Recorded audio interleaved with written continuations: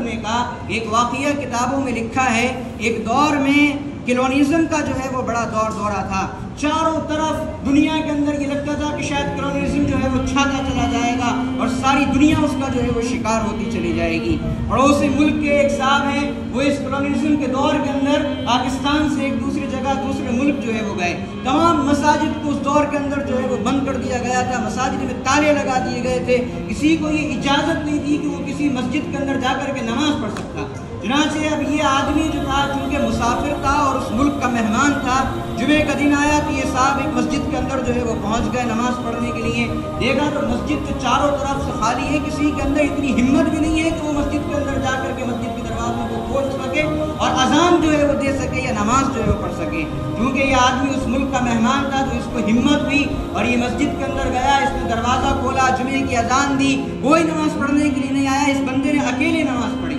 لیکن اس کا نتیجہ یہ ہوا کہ چاروں طرف اس آدمی کو دیکھنے کے لیے لوگوں کا ایک ہجوم لگ گیا وہاں کے مسلمانوں کا کہ آخر یہ کیا انسان ہے، یہ کہاں سے آیا ہے یہ آدمی، اس دور کے اندر اس نے مسجد کو آباد کر دیا۔ جب وہ آدمی نماز پڑھ کے گھر کے اندر مسجد کے اندر سے نکلا تو ایک صاحب اس کو ملے اور انہوں نے یہ کہا اس مہمان سے کہ ہم آپ کو ذرا اپنے گھر لے کر کے جانا چاہتے ہیں۔ وہ آدمی چونکہ مہمان تھا اس نے کہا چلیے ٹھیک ہے، وہ لے کر کے اس آدمی کو اپنے گھر جو ہے وہ چلا گیا۔ ایک معصوم بچہ تھا، اس نے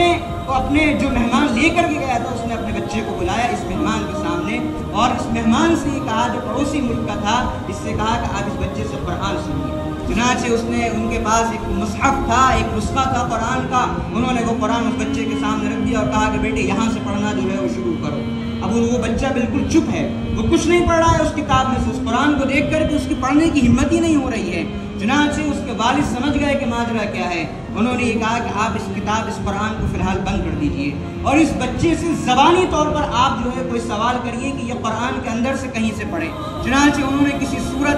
سورت کے بارے میں کہا کہ بیٹے فلاں سورت جو ہے سناؤ۔ اب اس بچے نے فر جو ہے وہ سورت جو ہے وہ پڑھنا شروع کر دی۔ اب یہ مہمان بڑے پریشان کہ یہ ماجرا کیا ہے، قرآن دیکھ کر کے یہ پڑھ نہیں رہا ہے اور بغیر دیکھے اس سے کہا کہ یہ پڑھتا چلا جا رہا ہے، یہ پریشان، یہ ماجرا کیا ہے۔ چنانچہ اس بچے کے والد نے اس مہمان کو یہ سمجھایا کہ دیکھیے چونکہ ہمارے ملک کے اندر تو کلونیزم کا اس وقت دورہ ہے، ہمارے گھروں میں قرآن رکھنے کی اجازت نہیں ہے، ہماری مسجدوں کا حال آپ کو معلوم ہے، تالے لگا دیے گئے ہیں، لیکن ہم نے اپنے بچوں کے سینوں میں قرآن کی اس طریقے سے حفاظت کری ہے کہ جو پرانے لوگ ہمارے یہاں آج بھی باقی ہیں اور جو کوئی دکان پر کوئی کام کرتا ہے، کسی کی پرچونی کی دکان ہے، کسی کے کپڑوں کے ٹیلر کی دکان ہے، ہم اپنے ان معصوم بچوں کو ان دکانوں پر بھیج دیا کرتے ہیں، ان پرانے افراد کے پاس جو قرآن کے حافظ ہوا کرتے ہیں، اور ہم ان سے یہ کہتے ہیں کہ ہمارے بچے کو دیکھ کر کے تو تم قرآن نہیں پڑھا سکتے ہو، لیکن جتنا قرآن تمہیں یاد ہے تم اتنا ہی زبانی طور پر ان بچوں کو قرآن جو ہے وہ حفظ کراتے چلے جاؤ۔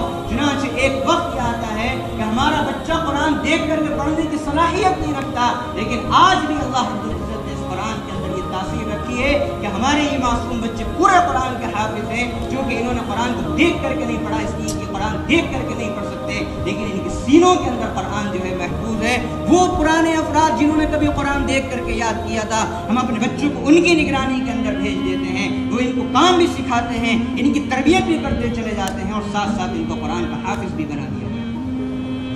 ارشاد فرمایا رسول اللہ صلی اللہ علیہ وسلم نے، آج ہمیں اور آپ کو حافظ قرآن کی عظمت کا اندازہ نہیں ہے، قرآن کے پڑھنے والوں کی عظمت کا اندازہ نہیں ہے۔ ہم یہ سمجھتے ہیں کہ جیسے کسی نے انگلش میڈیم اسکول کے اندر کوئی پڑھ لیا اور ایک حافظ قرآن، یہ دونوں برابر ہو جائیں گے، واللہ کبھی یہ دو برابر نہیں ہو سکتے۔ چاہے کوئی کتنی بڑی دنیا کی ڈگری حاصل کر لے، دنیا کے اندر کتنا اونچا مقام حاصل کر لے، دنیا کے اندر کتنی بڑا مرتبہ اور شہرت حاصل کر لے، لیکن ایک حافظ قرآن کو کوئی آدمی، کوئی ڈاکٹر، کوئی انجینئر جو ہے وہ نہیں رکھ سکتا جو اللہ رب العزت نے حافظ قرآن کا مقام اور مرتبہ بنایا ہے۔ کیا فرمایا رسول اللہ صلی اللہ علیہ وسلم نے؟ ارشاد فرمایا الماہر بالقرآن مع السفرۃ الکرام البررہ، کہ حافظ قرآن کا مقام اللہ رب العزت نے معزز ترین فرشتوں کے ساتھ جو ہے وہ بنایا ہے، ایسے معزز فرشتوں کے ساتھ ان حافظ قرآن کا اللہ رب العزت نے مقام بنایا ہے۔ یہ دیکھنے میں عام انسان لگتے ہیں ہمیں اور آپ کو، ہمیں کسی کو لگتا ہوگا کہ شاید ان کی کوئی اہمیت نہیں ہے،